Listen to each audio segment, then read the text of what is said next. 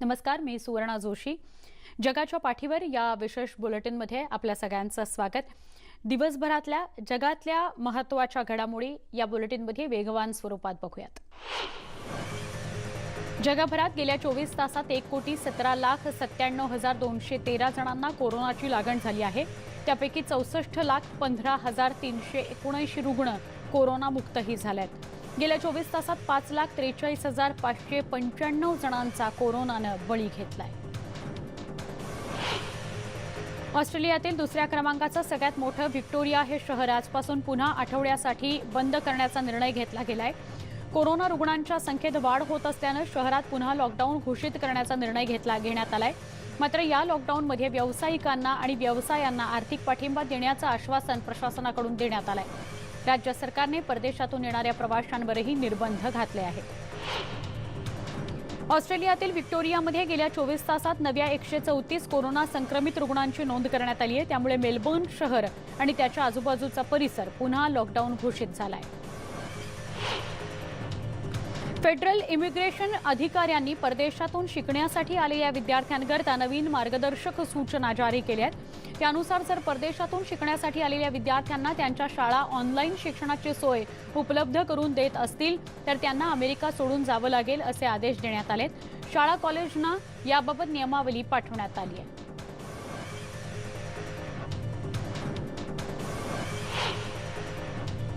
फ्लोरिडामधील Miami काउंटीमधील समुद्रकिनारे पुन्हा नागरिकांकरता खुले करण्यात आले. फ्लोरिडामध्ये सर्वाधिक कोरोना रुग्णांची नोंद झाली होती. त्यामुळे शहरात लॉकडाऊन घोषित करण्यात आला होता. आता अनेक आठवड्यांच्या लॉकडाऊननंतर अखेर नागरिकांकरता समुद्रकिनारे खुले करण्यात आले. नागरिकांनी समुद्रकिनारे खुलून गेले होते. न्यूयॉर्क शहरातील 10 भुयारी रेल्वे स्थानकांवर मास्क वेंडिंग मशीन्स लावण्यात आली आहेत, ज्यामार्फत नागरिकांना सहज रियुजेबल मास्क, ग्लोव्ज, सॅनिटायझर्स उपलब्ध होणार आहेत.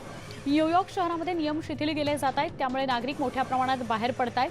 याच पार्श्वभूमीवर हे मास्क वेंडिंग मशीन्स बसवण्यात आले. सर्बियातील बाल्कनमध्ये गेल्या 24 तासात सर्वाधिक कोरोना रुग्णांच्या मृत्यूची नोंद झाल्यानं सर्बियाच्या राष्ट्राध्यक्षांनी बाल्कनमध्ये पुन्हा लॉकडाऊन घोषित केलाय. गेल्या 24 तासात बाल्कनमध्ये 13 जणांचा मृत्यू झालाय तर 299 नव्या रुग्णांची नोंद झाली आहे. त्यामुळे बाल्कनमधील कोरोना रुग्णांचा आकडा 16,719 वर गेलाय तर 330 जणांचा आतापर्यंत कोरोनानं बळी घेतलाय.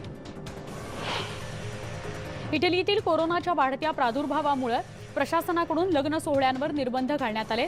या विरोधात एका इटालियन वेडिंग असोसिएशननं अनोख्या पद्धतीनं आंदोलन केलं. काही मॉडेल्सनी वेडिंग ड्रेस घालून वॉक केला. लग्न सोहळ्यावर निर्बंध घातल्यानं लग्न समारंभ पार पडणाऱ्या कंपन्यांना आर्थिक फटका बसलाय. त्यामुळे अशा प्रकारे अनोख्या पद्धतीनं निषेध नोंदवण्यात आला. इटलीनं बांगलादेशातून येणाऱ्या विमानांवर 1 आठवड्यांसाठी निर्बंध घातलेत. रोममध्ये बांगलादेशहून आलेल्या काही जणांना कोरोनाची लागण झाल्याचं समोर आल्यानंतर विमानांवर निर्बंध लादण्यात आले. रोममध्ये जवळपास 20,000 स्थलांतरित बांगलादेशी नागरिक राहतात. विमानसेवा खुल्या करण्यात आल्यापासून अनेक बांगलादेशी नागरिकांनी प्रवास केला. त्यामुळे आता बांगलादेशमधून येणाऱ्या विमानांवर निर्बंध घालण्यात आले. पॅरिसमधील सुप्रसिद्ध रॉडिन म्युझियम पुन्हा पर्यटकांकरता खुलं करण्यात आलंय. म्युझियम खुलं करण्यात आलं असलं तरी पर्यटकांचा ओढा कमी आहे. कोरोना व्हायरसमुळे पॅरिसमधील अनेक म्युझियम्स बंद करण्यात आली आहेत. मात्र आता हळूहळू निर्बंध शिथिल करण्यात येत असल्यानं रॉडिन म्युझियमही खुलं करण्यात आलंय. कॅलिफोर्नियामध्ये कोरोनाच्या रुग्णांचा आकडा वाढत असल्यानं कॅलिफोर्नियाची राजधानी पुन्हा लॉकडाऊन त्या ठिकाणी घोषित करण्यात आलाय. त्यातच आता विधानसभेतील सभासदांना त्यांचं काम थांबवण्याचे आदेश देण्यात आले. विधानसभेमध्ये 5 जणांना कोरोनाची लागण झाल्याचं समोर आल्यानं विधानसभेतील कामकाज थांबवण्यात आलं. न्यूजर्सीच्या मोटार वाहन कमिशनच्या शाखा पुन्हा उघडण्यात आल्यात. पहिल्याच दिवशी ऑफिसेस बाहेर नागरिकांनी रांगा लावल्या होत्या. कोरोना व्हायरसमुळे मार्चपासून ऑफिसेस बंद करण्यात आली होती. त्यामुळे अनेक ग्राहकांनी आपल्या तक्रारीचं निवारण करण्याकरता रखरखत्या उन्हात रांगा लावल्या होत्या. राष्ट्रपती डोनाल्ड ट्रम्प यांनी शाळा पुन्हा सुरू करण्याचा निर्णय घेतलाय. अनेक राज्यांनी शाळा बंद ठेवण्यात याव्यात अशी मागणी केली होती. मात्र प्रशासन विद्यार्थ्यांसाठी सुरक्षित वातावरण तयार करत असून शाळा सुरू करण्यासाठी सज्ज असल्याचं डोनाल्ड ट्रम्प म्हणाले. शाळा सुरू केल्यानंतर विद्यार्थ्यांच्या आरोग्याबाबत योग्य त्या उपाययोजना केल्या जाणार असल्याचं ट्रम्प म्हणाले. इस्रायलनं गेल्या आठवड्याभरातील वाढत्या कोरोनाच्या पार्श्वभूमीवर एक मोठा निर्णय घेतलाय. त्यांच्याकडून सार्वजनिक ठिकाणी जाण्यास पुन्हा प्रतिबंध लावले गेले आहेत। देशातील सगळे बार, क्लब्स, जिम आणि स्विमिंग पूल्स बंद ठेवण्याचा निर्णय घेण्यात आलाय, जेणेकरून कोरोनाच्या वाढत्या प्रसाराला आळा घातला जाईल। कोलंबियामध्ये सध्या एक श्वान सगळ्यांच्याच चर्चेचा विषय बनलाय।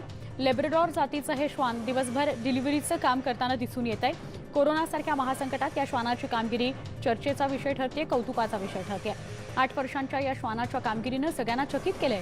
तोंडात बास्केट घेऊन फिरणारा हा श्वान या महासंकटात ग्राहकांच्या गरजा भागवतोय। चिलीमध्ये कोरोना योद्ध्यांना आणखी अनोखी श्रद्धांजली वाहण्यात आली। 2 हॉस्पिटल्सच्या नर्सेसनी कोरोनाशी लढताना मृत्यू पावलेल्या आपल्याच सहकाऱ्यांना ही श्रद्धांजली वाहिली। कोरोना बाधित रुग्णांवर उपचार करताना संसर्ग झाल्यानं या नर्सेसचा मृत्यू ओढावला होता। ब्राझीलचे राष्ट्राध्यक्ष जायर बोल्सोनारो यांना कोरोना व्हायरसची लागण झाल्याची माहिती समोर आली आहे। बोल्सोनारो यांना कोरोनाची लक्षणं दिसल्यानंतर त्यांची तपासणी करण्यात आली। बोल्सोनारो यांना तीव्र ताप होता। दरम्यान या विषाणूचा फारसा परिणाम होणार नाही असं त्यांनी बऱ्याच वेळा जाहीरपणे सांगितलं होतं। कोरोनामुळे जीवनशैलीमध्ये मोठे बदल झाले आहेत। बाहेर जाताना मास्क वापरणं बंधनकारक आहेच, पण दुकानांमध्ये, बँकांमध्ये स्वच्छतेचे नियम अधिक कडक केले जात आहेत। न्यूयॉर्कमध्ये लॉकडाऊनमुळे झालेल्या नुकसानीतून सावरताना ग्राहकांसाठी दुकानात विविध ऑफर्स देण्यात आले। इंग्लंडमध्ये लॉकडाऊनचे निर्बंध शिथिल केल्यानंतर आता पुन्हा एकदा जनजीवन पूर्वपदावर येऊ लागलंय। विशेषतः लग्नाळूंना मोठा दिलासा मिळालाय। कोरोनामुळे इंग्लंडमध्ये शेकडो विवाह रखडले होते, मात्र आता प्रशासनानं विवाह सोहळ्यांना परवानगी दिली आहे। त्यामुळे शनिवार आणि रविवारचा मुहूर्त साधत अनेक जण विवाह बंधनात अडकले। कोरोनाच्या पार्श्वभूमीवर सरकारनं अशा कार्यक्रमांना परवानगी देताना काही नियम घातलेत। अशा सोहळ्यांमध्ये केवळ 30 जणांना सहभागी होता येणार आहे। तसंच फिजिकल डिस्टन्सिंगचं पालन करण्याची सक्ती करण्यात आली आहे। सर्बिया इथल्या बेलग्रेड इथं सर्बियाच्या राष्ट्रपतींविरोधात नागरिकांनी तीव्र निषेध नोंदवला। कोरोनाच्या वाढत्या रुग्णसंख्येच्या पार्श्वभूमीवर पुन्हा लॉकडाऊन घोषित करण्याचा राष्ट्रपतींनी निर्णय घेतला, त्यामुळे तेथील नागरिकांमध्ये प्रचंड नाराजी आहे। कोरोना संक्रमण रोखण्यासाठी जास्त रुग्ण असलेल्या 15 राज्यांमधून शिकागोमध्ये येणाऱ्या प्रवाशांसाठी नियम कडक करण्यात आले आहेत। या प्रवाशांना 2 आठवडे क्वारंटीन व्हावं लागणार आहे। केवळ वैद्यकीय सुविधा किंवा कोरोना चाचणीसाठीच बाहेर पडण्याच्या सूचना या प्रवाशांना देण्यात आल्या आहेत। रिंगो स्टारनं कोरोना काळातही आपला 80वा वाढदिवस साजरा केला। त्यानं व्हर्च्युअल शो करत आपल्या मित्रांनाही वाढदिवसाच्या कार्यक्रमात सहभागी करून घेतलं। तसंच रिंगो स्टारवर वाढदिवसाच्या पार्श्वभूमीवर विविध माध्यमांमधून शुभेच्छांचा वर्षाव करण्यात आला। कोरोना काळात ठप्प पडलेल्या उद्योजकांना प्रेरणा देण्यासाठी विविध देशातील सरकारकडून त्या देशात हरतऱ्हेचे प्रयत्न केले जात आहेत। अमेरिकेमध्ये देखील लघुउद्योजकांना चालना देण्याकरता काही ठोस कार्यक्रम आखले गेलेत। लघुउद्योजकांना योग्य ती आर्थिक मदत केली जाते, जेणेकरून तो व्यवसाय उभारीस येऊ शकेल। चीनमध्ये आणखी एक आजार ज्यानं डोकं वर काढलंय। चीनच्या उत्तर भागातील मंगोलिया क्षेत्रात ब्युबोनिक प्लेग हा आजार पसरलाय। ब्युबोनिक प्लेग बाधित रुग्ण आढळून आल्यानंतर आता प्रशासनाला खडबडून जाग आली आहे। ब्युबोनिक प्लेग बाधित रुग्ण बायानूरमधील एका रुग्णालयात उपचार घेत असून त्याची प्रकृती स्थिर असल्याची माहिती तिथल्या आरोग्य कमिशननं दिली। दरम्यान चीनमध्ये अद्यापही प्लेग केसेसची संख्या कमी असल्याचं चीनच्या राष्ट्रीय आरोग्य कमिशननं सांगितलंय। जपानमधील मुसळधार पावसामुळे पूरस्थिती निर्माण झाली आहे। जपानमधील क्युशोमध्ये अनेकांच्या घरात पाणी शिरले, तर जवानांकडून नागरिकांचं बचाव कार्य सुरू आहे। जपानच्या मध्यवर्ती गिफो प्रदेशात झालेल्या मुसळधार पावसामुळे नद्यांना पूर आलाय। अनेक घरं पाण्याखाली गेल्यानं 58 जणांचा मृत्यू झालाय। टाकायामा या शहरात मुसळधार पावसामुळे भूस्खलन झाल्याची माहिती मिळतेय। जपानमधील आतापर्यंत 3 लाखांहून अधिकांचं स्थलांतर करण्यात आलंय, तर आर्मीच्या जवानांकडून रेस्क्यू ऑपरेशन करण्यात येत आहे। मुसळधार पावसामुळे जपानमधील फुक्योकोम या ठिकाणी सर्वत्र पाणी साचलंय। अनेक ठिकाणी पाणी साचल्यानं जनजीवन विस्कळीत झालंय। अनेक नागरिकांचं स्थलांतर करण्यात आलंय। अनेक घरांमध्ये पाणी शिरल्याने घरांचं मोठं नुकसान झालंय, तर यामध्ये 14 जण बेपत्ता झाले। रशिया आणि चीननं अमेरिकेच्या ठरावाला व्हीटो दिला आहे, त्यामुळे दोन्ही सीमा भागात गरजेच्या गोष्टींची मदत पोहोचवणं शक्य होणार आहे, तर यामुळे लाखो जीव वाचतील असं संयुक्त राष्ट्रानं म्हटलंय। रशियाने सुरक्षा परिषद ठरावाचा मसुदा प्रसारित केला असून एका क्रॉसिंग पॉइंटवरून 6 महिन्यांसाठी मदतीचं वितरण करता येणार आहे। इराणच्या इस्लामिक राज्यातील एका तज्ज्ञ विश्लेषकाची गोळी मारून हत्या करण्यात आली। राजधानी बगदादमध्ये सोमवारी त्यांची हत्या झाली। अल हाशिमी यांनी त्यांच्या हत्येपूर्वी देशातील कटू गोष्टींसंदर्भात आणि भ्रष्टाचाराबाबत ट्विटरच्या माध्यमातून दुःख व्यक्त केलं होतं। अल हाशिमी यांनी त्यांच्या हत्येपूर्वी देशातील कटू गोष्टींसंदर्भात आणि भ्रष्टाचाराबाबत ट्विटच्या माध्यमातून दुःख व्यक्त केलं होतं। इराकचे विश्लेषक अल हाशिमी यांच्या हत्येनंतर त्यांचा मित्र, परिवार आणि कुटुंबियांनी मंगळवारी शोक व्यक्त केला। गोळी झाडून त्यांची हत्या करण्यात आली। अल हाशिमी हे सुरक्षा विश्लेषक म्हणून पत्रकार संशोधकांमध्ये प्रसिद्ध होते। टीव्ही मीडियामध्ये त्यांना सातत्यानं विश्लेषणासाठी बोलावलं जायचं। आयएसच्या अंतर्गत कामकाजाचे तज्ज्ञ म्हणून ते लोकप्रिय होते। त्यामुळे त्यांच्या हत्येची बातमी कळताच पत्रकार संशोधक यांनी सोशल मीडियावरून शोक व्यक्त केला। इस्रायल एअरलाइन EIAIनं इस्रायली सरकारबरोबर एक बेलआउट कराराविषयी बोलणं केलंय। कोरोनामुळे झळ बसलेली विमान कंपनी वेळेवर सावरली नाही तर सरकारला त्याचा भार उचलावा लागणार आहे। सोबतच एअरलाइन्स कोरोना विषाणूमुळे झालेल्या नुकसानीच्या पार्श्वभूमीवर रेस्क्यू पॅकेजबाबतही बोलणी करत आहे। ऑस्ट्रेलियानं त्यांच्या नागरिकांना इशारा दिलाय की कुणीही चीनमध्ये कामानिमित्त व इतर कारणांमुळे भेट देऊ नये। त्यामुळे दोन देशांमधील संबंध विनाकारण ताणले जाऊ नयेत। ऑस्ट्रेलियाच्या परराष्ट्र मंत्रालयानं स्पष्ट केलंय की ऑस्ट्रेलियात देखील कोरोनाच्या पार्श्वभूमीवर विदेशी नागरिकांना प्रवेश दिला जाणार नाहीये। अमेरिकेच्या न्यूक्लिअर तज्ज्ञांनी दक्षिण कोरियाच्या परराष्ट्र मंत्र्यांची भेट घेतली। नवीन परमाणु धोरण ठरवण्यासाठी ही भेट झाल्याचं बोललं जात आहे। उत्तर कोरियानं या मुद्द्यावर अमेरिकेशी कुठलाही संवाद साधणार नसल्याचं वक्तव्य केल्याच्या दुसऱ्याच दिवशी ही भेट झाल्यानं या भेटीकडे वेगळ्या नजरेनं पाहिलं जात आहे।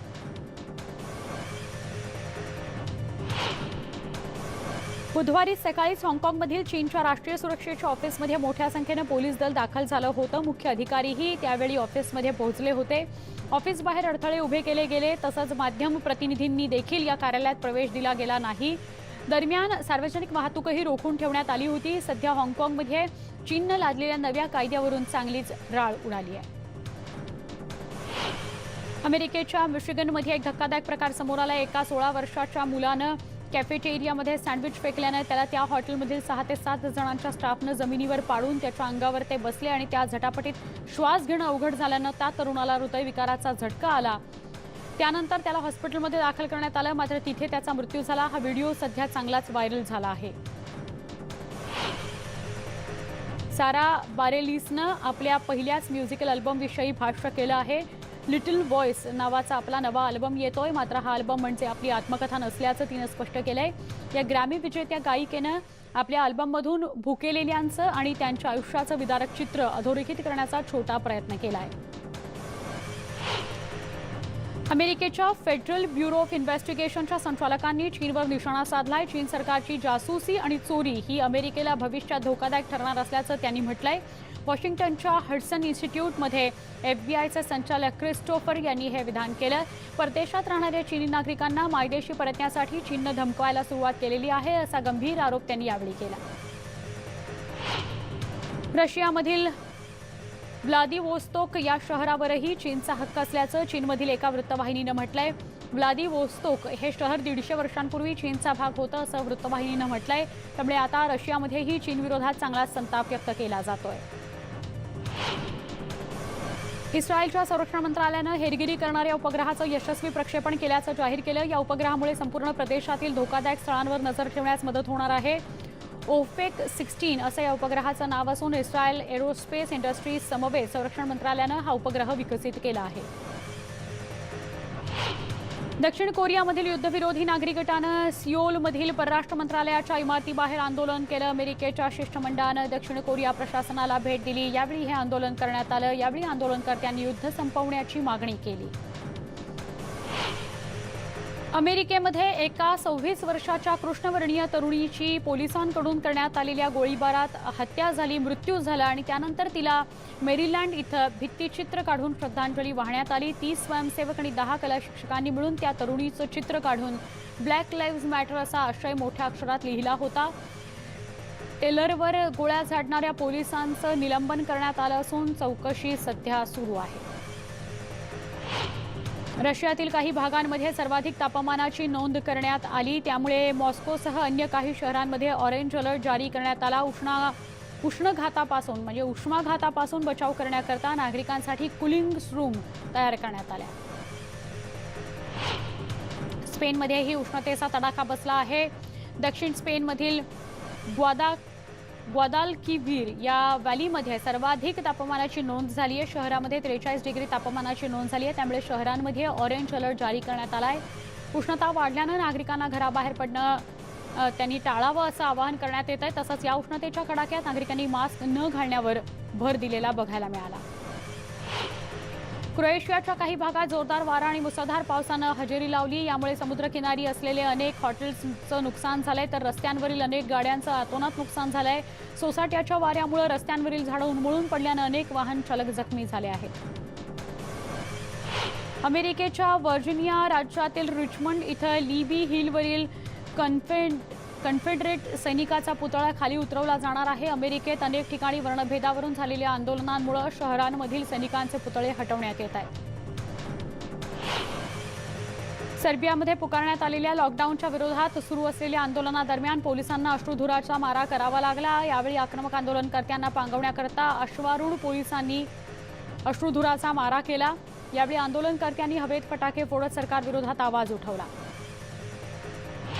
बुरुंडीच्या आरोग्यमंत्र्यांनी बुंजुबुरा इथल्या कोरोना चाचणी केंद्राला भेट दिली. कोरोना रुग्ण ज्या भागात जास्त आहेत तिथं मास टेस्टिंग करण्यात येईल असं आरोग्यमंत्र्यांनी सांगितलं. राष्ट्राध्यक्ष एव्हारिस्टे नादिशिमिये यांनी या विषाणूला देशाचा सर्वात वाईट शत्रू म्हटलं होतं. तसंच संसर्ग रोखण्यासाठी देशपातळीवर स्क्रीनिंगची घोषणा त्यांनी केली होती.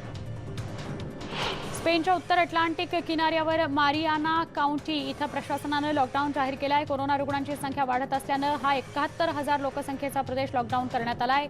लॉकडाऊनच्या काळात इथल्या नागरिकांना बाहेर जाण्यास आणि बाहेरून इथं येण्यास मनाई करण्यात आली आहे.